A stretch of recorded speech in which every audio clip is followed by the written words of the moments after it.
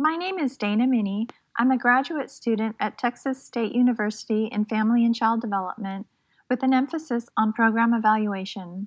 For the last 12 years, I've had my own coaching and training business and decided to go back to school so that I could work with larger organizations and nonprofits working to improve life for high needs populations. The name of the book I will review is Now Discover Your Strengths by Marcus Buckingham and Donald Clifton, PhD.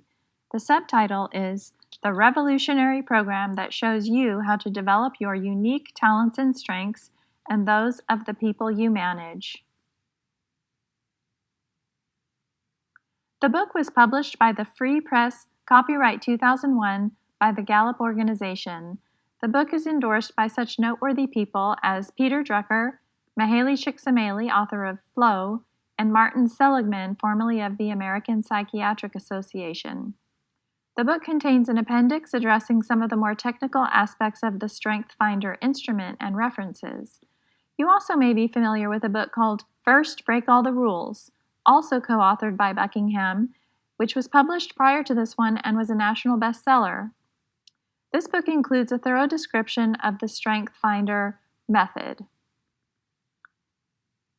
It does not, however, include the actual Strength Finder instrument. This you can do online for an $89 fee, or you can buy the Strength Finders 2.0 book for $25 on Amazon and receive a code to take the test online for free. I did neither of those things but felt reading about the types was sufficient to learn about strengths. The reason I chose this book and what I hope to learn is to understand more about human behavior and how to differentiate between people with different strengths in order to improve my leadership and improve my ability to contribute effectively with teams. I have read a great many books and consider myself a connoisseur of personal and professional development material. I hope this book is well written and adds to my knowledge, awareness, and vocabulary regarding the use of strength-based practices.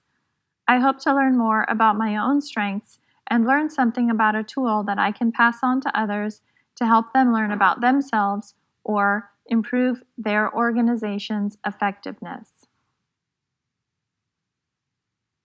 The main idea of Now Discover Your Strengths is that most human organizations are not set up to capitalize on people's strengths, but rather to manage and do damage control for people's weaknesses. The authors point out that this reasoning is based on the flawed assumption that weaknesses can become strengths. They say this never leads to high performance, but rather that only strengths can become greater strengths, and looking at the patterns of people's strengths and learning to structure their work in a way that integrates and capitalizes on these strengths will lead to excellence in performance. Further, the authors advocate for a strengths revolution, saying that only 1 out of 5 professionals feel that their work utilizes their strengths. In some, the theme is that talents are enduring and unique to an individual, that each person's greatest room for growth is in the areas of his or her greatest strength. And you will be most successful when you craft your role to play to your signature talents most of the time. The authors outline a simple process. First, discover your own strengths, hence the title of the book. Create support systems so that you continue to operate leveraging these strengths. Learn to identify the strengths of others around you whom you work with.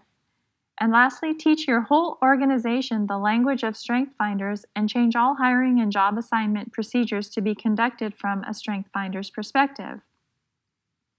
Authors define strength in the following ways: consistent, near-perfect performance in an activity, being able to do it consistently as a predictable part of your performance. An ability is a strength only if you can fathom yourself doing it repeatedly, happily, and successfully. And a strength is a naturally recurring pattern of thought, feeling, or behavior that can be productively applied. What you could consider the meat of the book is where it gives 34 specific strengths that are outlined and defined, and suggestions are given on how to manage people with those strengths. The authors encourage readers to assess their own strengths, but warn that this is not an end-all, be-all formula. They liken their list to the fact that there are 86 keys on a piano, but a piano cannot capture every single note. Instead, they say, look for 5 dominant themes or combinations of strengths that apply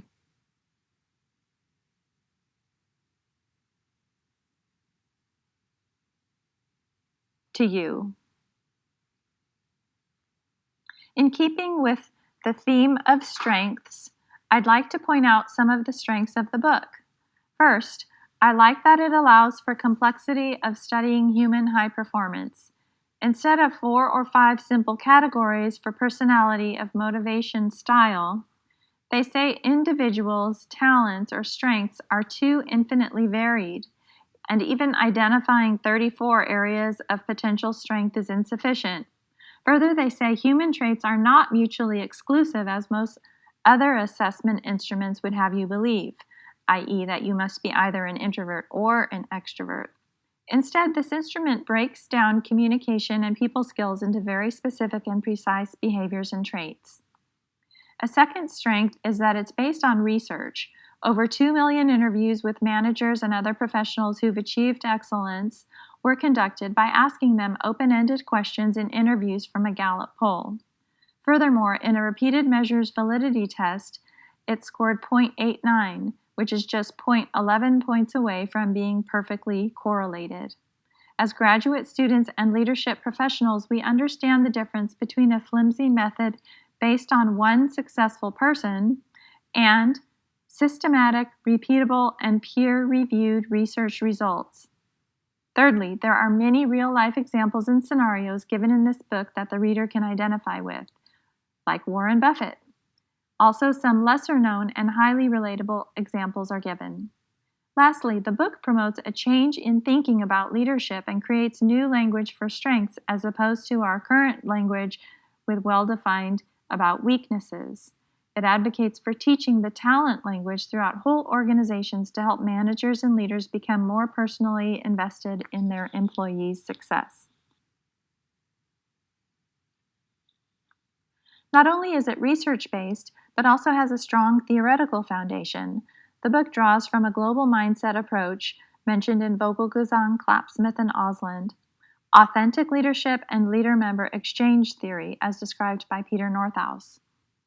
In research on the positive psychological capital, which aims to enhance people's psychological strengths rather than fixing their weaknesses or dysfunctions, it was found to mediate the connection between global leadership competence and the 3 qualities found to strengthen the relationship between global mindset and global leader competencies. In other words, identifying team members' strengths in the workplace is linked to the same positive impact as competent global leadership. These are higher performance, job satisfaction, well-being, and commitment. Authentic leadership, as outlined by Northaus, focuses on the intrapersonal perspective of the leader, the interpersonal process between leaders and followers, and developmental processes. Strength Finders emphasizes that leaders must be familiar with their own strengths and weaknesses and be willing to be honest about it with their team. Similarly, Northaus says that the interpersonal work of an authentic leader is related to their self-knowledge, self-regulation, and self-concept, and that this is genuine leadership that their followers can trust. Similarities between the leader-member exchange theory, or LMX, and Strength Finders are that both approaches say managers need to focus on a relationship with each employee, with each individual, and who that individual employee is. Each one is wired a little bit differently, and their job is to discern how each one is different. Leadership is centered on the interactions between, or the dyadic relationship between leaders and followers in both of these theories.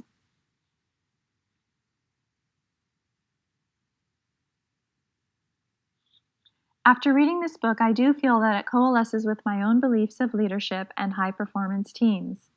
I'm often frustrated with overly simplistic or non-research-based suggestions on achieving high performance in professional development. The main thing I like about this book is it underscores the importance of making distinctions. For example, one distinction is about how to determine between the things you can learn versus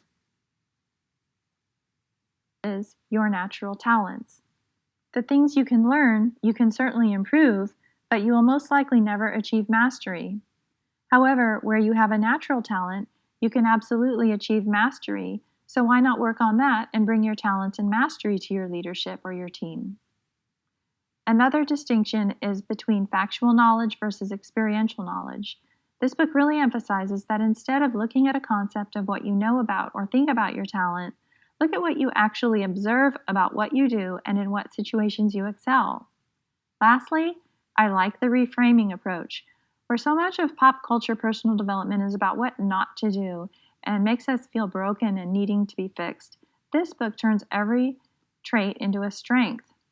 If you are not naturally empathetic, for example, that's okay. You may have other strengths. Maybe you are a great networker but not a trust builder. Either way, any one of these skills is useful on its own. This I find very practical and a realistic approach. The book was well written, and it was full of relevant information, and also many commonly used words were redefined, and I learned a lot. So my expectations and hopes for the book